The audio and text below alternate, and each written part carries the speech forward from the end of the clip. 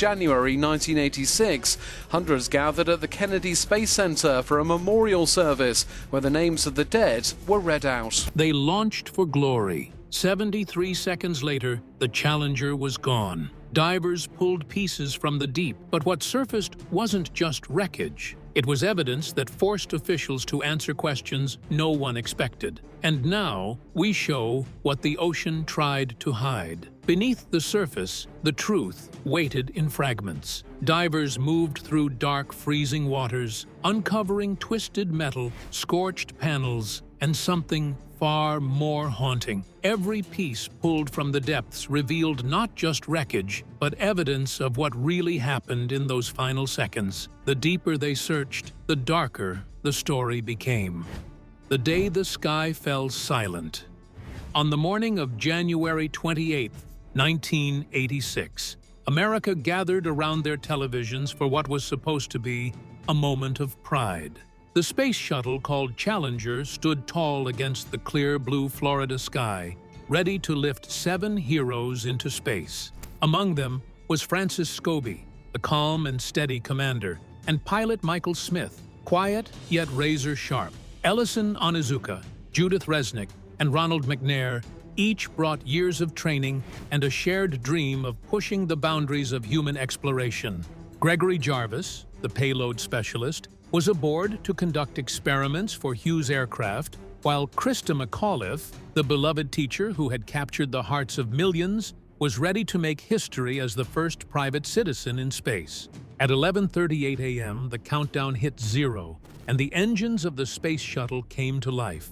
Flames erupted beneath the launch pad as Challenger surged upward, climbing steadily through the clear Florida sky. A bright plume of white smoke trailed behind it like a ribbon unfurling in the wind, and for 73 seconds, everything seemed fine. Children in classrooms across America cheered, while news anchors smiled with pride. The astronauts' families watched from the Kennedy Space Center's viewing area, their faces lit with hope, pride, and nervous anticipation. Everything changed at 11:39 a.m., when a bright flash tore across the sky.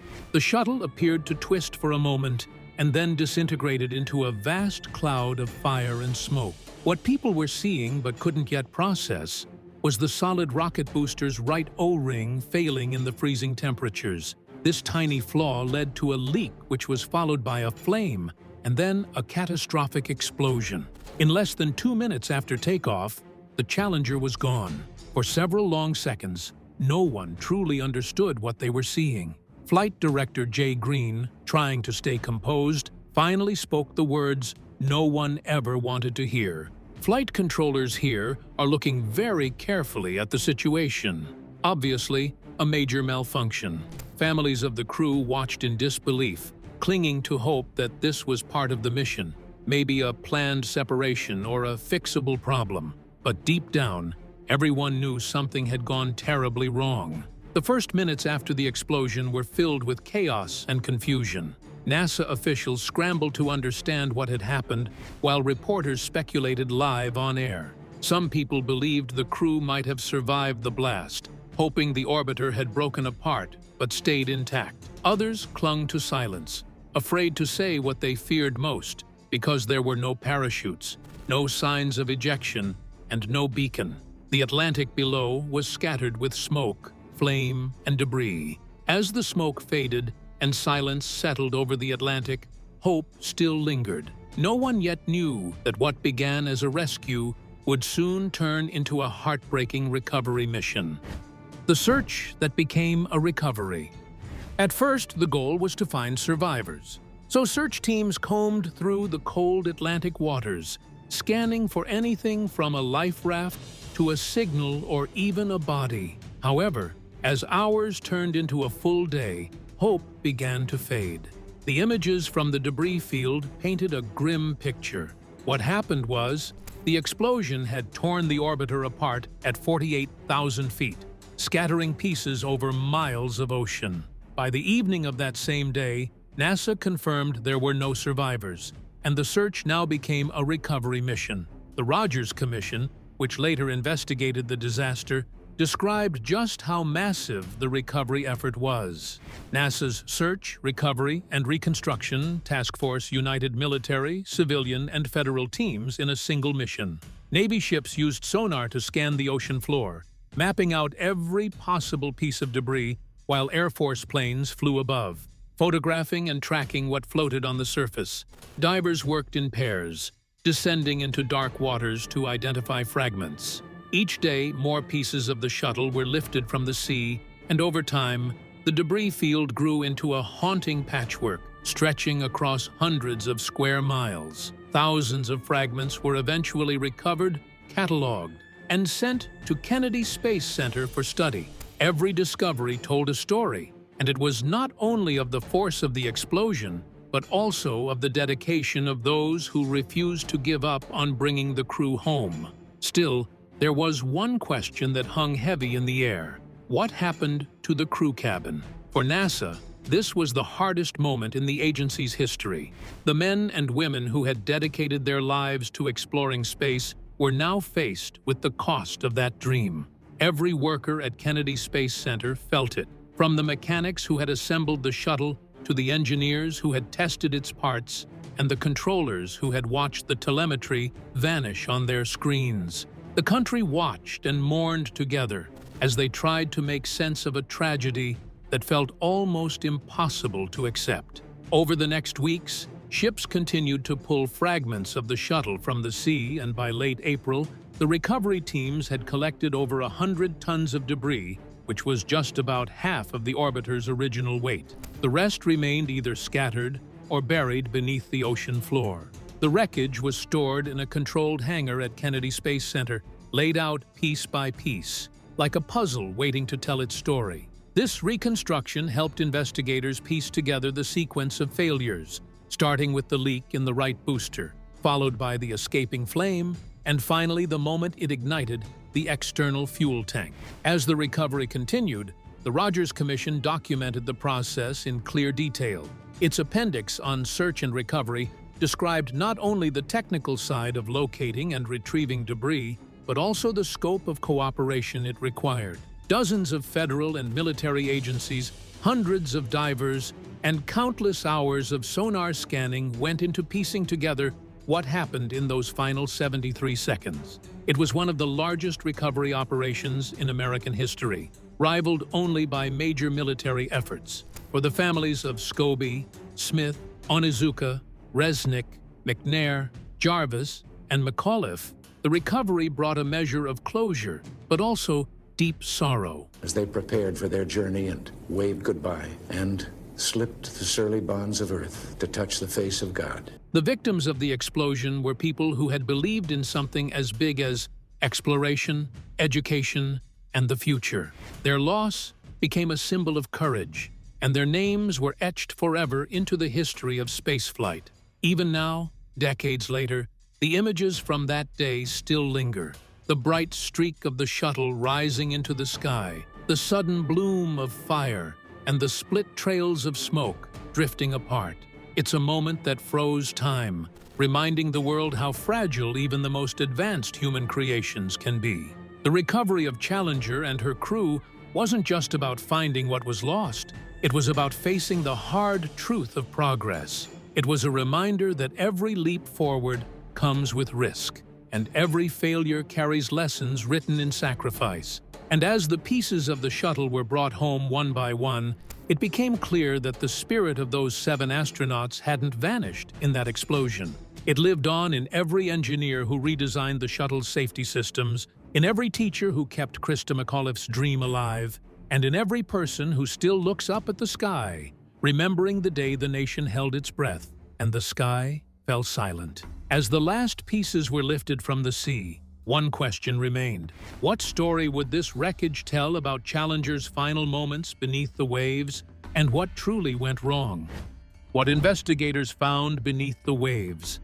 When the first pieces of Challenger began to surface from the Atlantic, no one could have imagined the story those fragments would tell.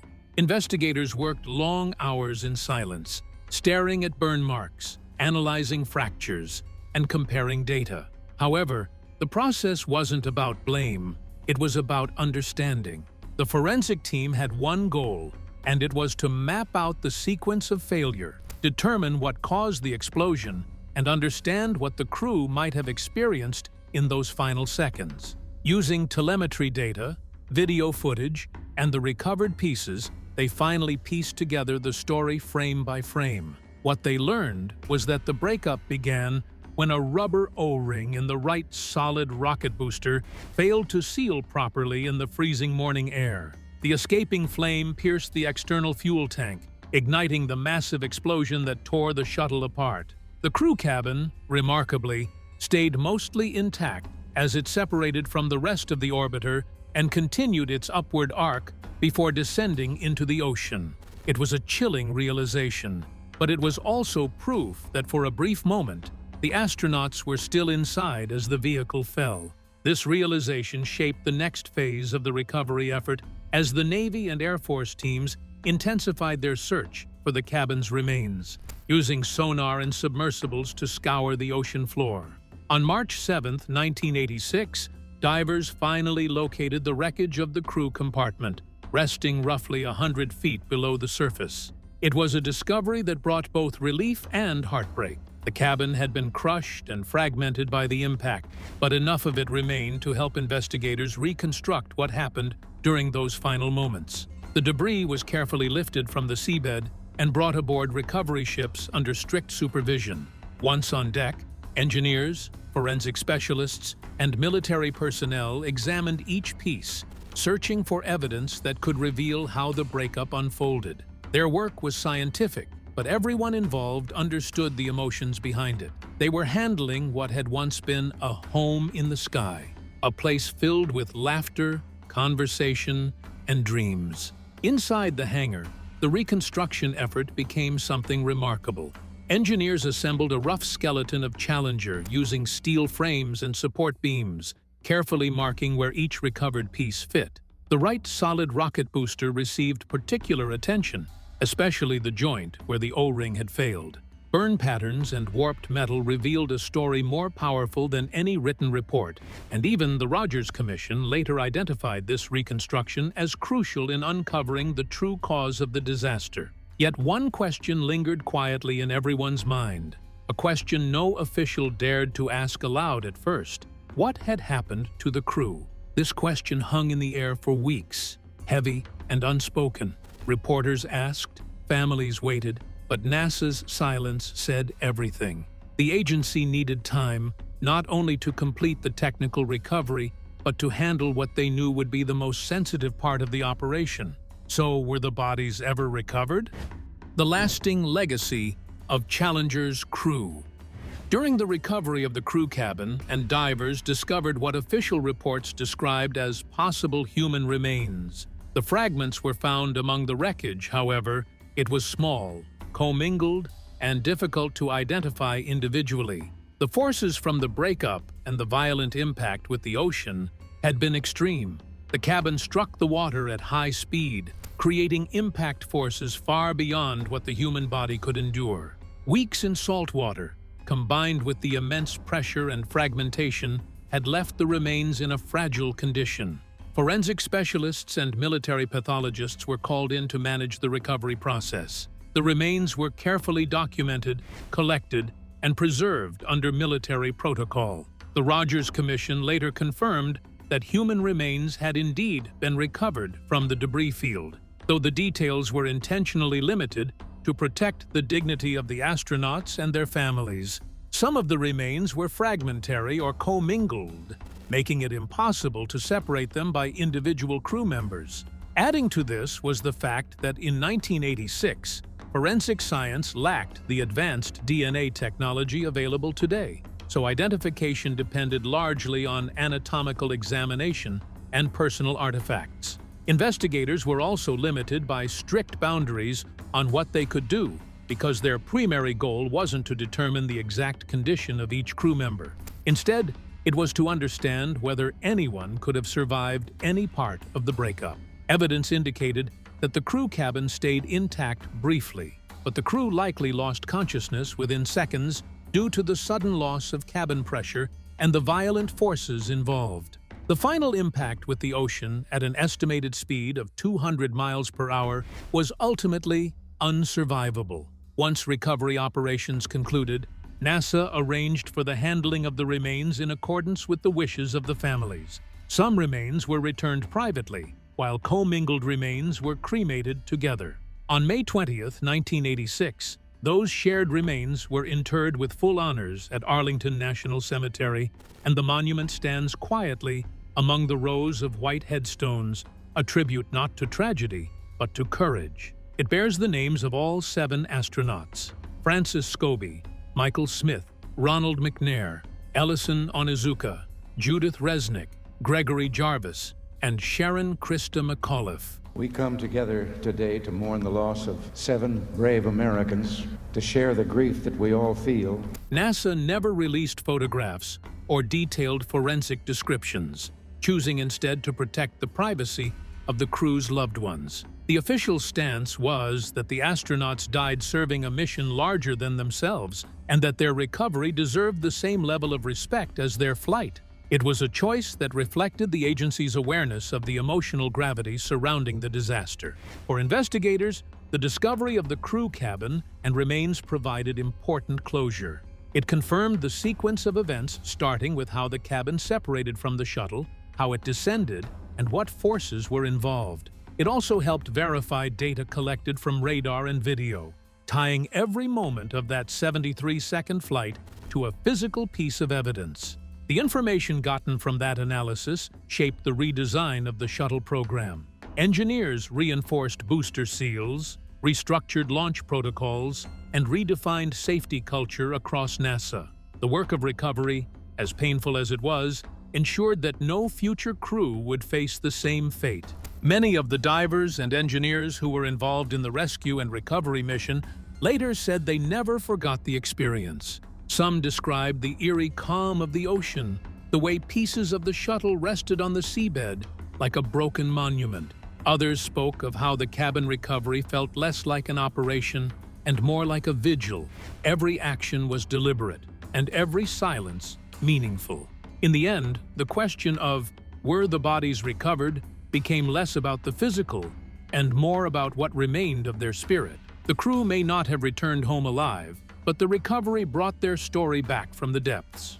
Through those months of searching, lifting, and piecing together fragments of the shuttle, the investigators restored more than wreckage. They restored memory, purpose, and accountability. When the final reports were written, NASA made sure that the focus stayed on what could be learned. The Rogers Commission dedicated several pages to the recovery process, describing how the combined efforts of the Navy, Air Force, Coast Guard, NOAA, and civilian teams managed to retrieve roughly half of the shuttle's total structure. The appendix mentioned the recovery of human remains only briefly, a few careful sentences acknowledging what everyone already knew. The cabin wreckage and remaining pieces of Challenger were stored in a sealed room at Kennedy Space Center, accessible only to officials. The fragments are occasionally revisited for research and memorial purposes, serving as reminders of the lessons learned. NASA's subsequent missions carried not only new technology, but also a renewed sense of vigilance and humility. What investigators found beneath the waves was not only the truth of how the shuttle broke apart, but also a mirror reflecting humanity's own limits and determination. They found that progress comes with risk, that mistakes can cost lives, and that from those losses, entire systems can change for the better. For the families, the recovery offered the chance to grieve, to remember, and to move forward. They gathered at Arlington that May, standing in quiet unity as the flag was folded and handed to the families. The air was still, and no speeches were needed. The memorial spoke for itself. It was a promise that their loved ones would never be forgotten. Years later, when the Space Shuttle program resumed, every launch carried the weight of that day. Every astronaut who stepped onto the pad knew the names of the Challenger crew by heart. Every liftoff was both tribute and continuation. So yes, the investigators did find what they were searching for. They found the cabin, they found the truth, and they found remains that proved humanity's courage doesn't end where the ocean begins. And while Challenger never made it to the stars, her crew did something perhaps even greater. They taught the world that even in loss, discovery continues. As the ocean finally surrendered its secrets, one question still lingered. How much did NASA truly know? And when? Could this tragedy have been prevented? Or was it the inevitable price of pushing beyond our limits? And even now, decades later, what lessons have we really learned from the day the sky fell silent? Let us know your thoughts in the comments. And don't forget to like, subscribe, and share. If you enjoyed this video, click on the next video on your screen.